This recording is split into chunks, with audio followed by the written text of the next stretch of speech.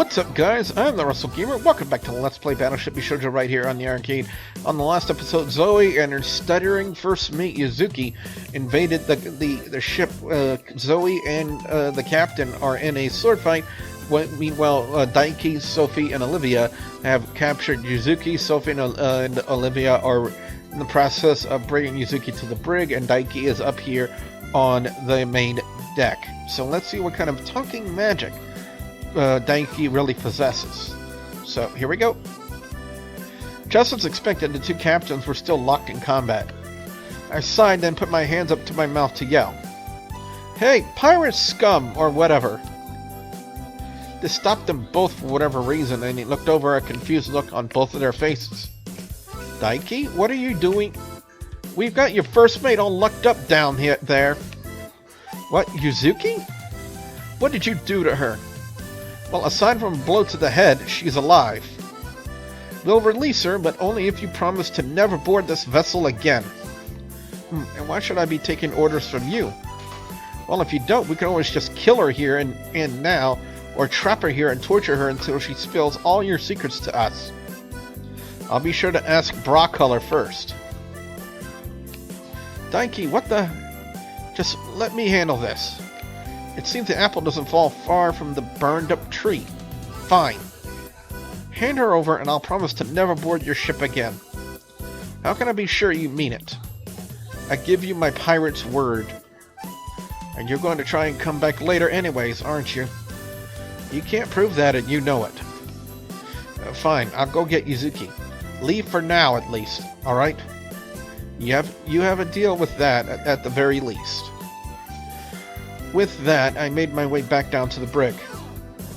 Olivia and Sophia were still there, staring at Yuzuki's cage as she was passed out. What's the plan? Get her out of there, we made a deal, and I'd like to be able to keep it. But Daiki, what is... Questions later, come on, let's get her up there.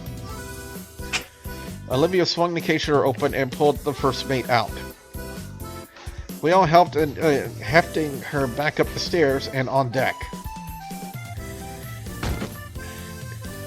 We put her at Zoe's feet, who only grimaced at us before picking her up and jumping back aboard her own ship. I can't say this will be the last time we'll meet. Right, okay, so seriously. What broad color are we talking about? You strike me as a black, or even like red lace, or... Shut it.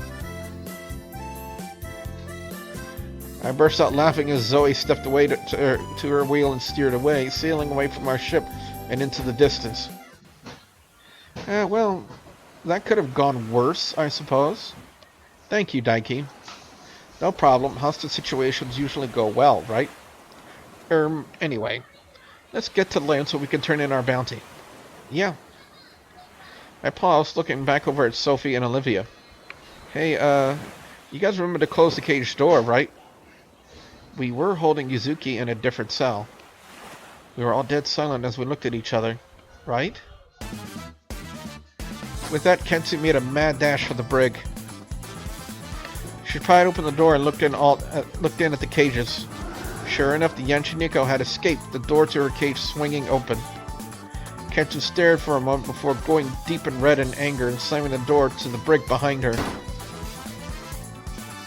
Now, can any of you tell me whose bright idea it was to put the captive in the same cage we were keeping the Yanchiniko? And then leave the cage door open.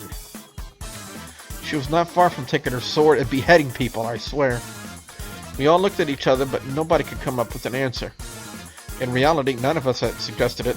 We all sort of panicked and put her there anyways. When we explained this, Katsu let out a deep sigh, her anger draining out of her. The Yanchiniko saw her opportunity and took it. She influenced your decisions, as she tends to do that. Blast. I should have kept a better eye on her. She leaned against the wall next to her. I could see tears in her eyes, but she hid them as best she could. This is no one's fault, just... I'll be in my quarters if you need me. With that, she departed, leaving Sophie, Olivia, and I in the lower quarters to sulk. So, what now?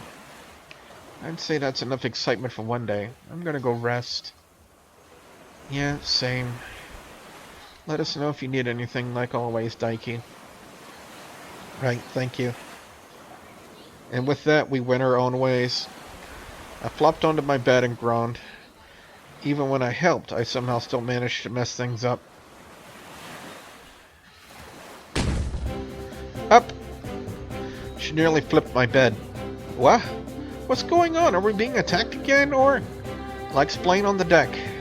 Now get yourself together and meet us all there. She seemed unusually chipper. What's all this about? Has she already forgotten about the stint yesterday? I held myself up off the floor and out into the sun.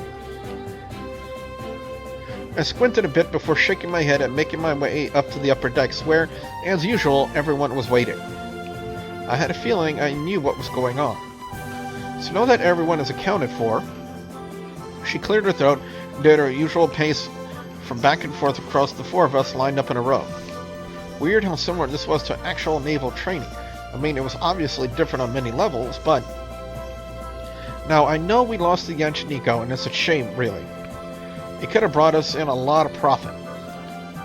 However, she held up the familiar compass, the Mahoko, and grinned.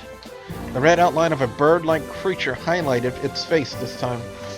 This is a very special one, crew. This is what's known as a Fenikusu.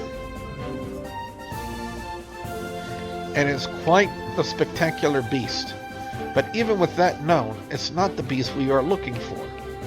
Oh, then what is it? If you'd let me finish... sorry.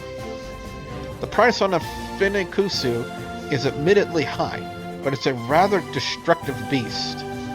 More than we have the artillery for, honestly. But its eggs are a completely different story. We're going to try and steal its offspring?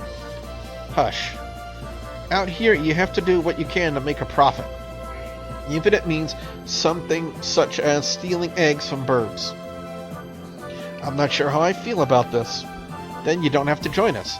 It's not as if you haven't cost us before. Oh, come on, Katsu. That wasn't Daiki's fault. Refer to me as Captain while we're aboard this ship, Sophie, and thank you very much. Sophie wilted like a flower, her enthusiasm draining out from her. This optimism that Katsu seemed to have was on a razor's edge, and I wasn't sure if I should test it anymore. So, what would we need to do? Well, the beast lives far out there on an island south of the Tropic Peninsula. Sounds like a nice vacation spot. You'd be right if it weren't for all the man-eating plants that take up the residence on it. Oh. Any objections, anyone? Only the ocean spoke among us. I doubt it cared either way. Good. Now everyone to their stations. I'll get us in position. Sophie, there's still a mess down there near the brig from all the... Well, the Yanchiniko certainly wasn't clean. Oh, yuck. Would you clean that up? Would you clean that for me? Yes, Captain. I can give you a hand with that if you'd like. Oh, I'm sure if that's okay with... We both looked over, but Katsu was gone, already behind the wheel and oblivious to us all. I looked at Sophie and shrugged. I mean, it wasn't a no. Sophie giggled and waved me over. First, we went over to some storage closet near my room. It was about the size of a standard broom closet and held all the cleaning essentials. Mop, bucket, cleaning detergents. All that good stuff. Sophie grabbed all the stuff she needed while I hauled the bucket off to the bathroom and filled it with water. I dropped it off by her and we started cleaning up the brig. As she scrubbed the bar, she leaned forward and I couldn't help but get a look at her butt. I chuckled a bit and decided to speak up. That outfit of yours certainly shows quite a bit, Sophie. I mean, honestly, how could you not be aware of your own clothing? Then again, this was Sophie. If anyone could suffer from complete wardrobe ignorance, it would be her. I mean, it's not even that practical for... I didn't know you were into fashion, Daiki. Wait, hey, I never said that... Well, don't be silly. You seem like you know so much about clothing. What do the sailors usually wear where you're from? Well, pants, first of all. Oh, but pants are so restrictive. I can't move as well in those as I can in this. She swished her hips a bit, and then I watched as her skirt glided dangerously around her legs. Right, okay. You know, forget I said anything. Sophie merely giggled and returned to her work, scrubbing the bars and then going for a mop for the floor nearby. There were a few scratches along the wood that the young Shiniko had left behind, but there wasn't much that we could do about those. So, Sophie, what is it, Daiki? Where is Katsu actually from? Do you know?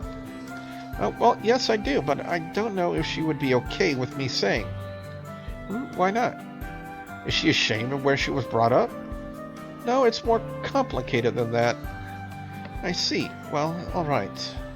Can you at least tell me if she's always been a pirate? That I could definitely say no to. Back before she was on the seas, she worked for the government. Oh, really? How do you go from something like that to being a pirate? That's something you'll have to ask her yourself. But, don't tell her you found out from me, okay? Whatever you say, Soph. Once again she grinned, twirling suddenly to get a spot that she just saw nearby. Once again she leaned over, and I did my best to only make glances whenever she wasn't paying attention, as I continued to mop in her place. While I mopped, I moved back and met a bit of resistance with the mop. Somehow I was focused, but said resistance was getting hard to ignore. I finally decided to look back.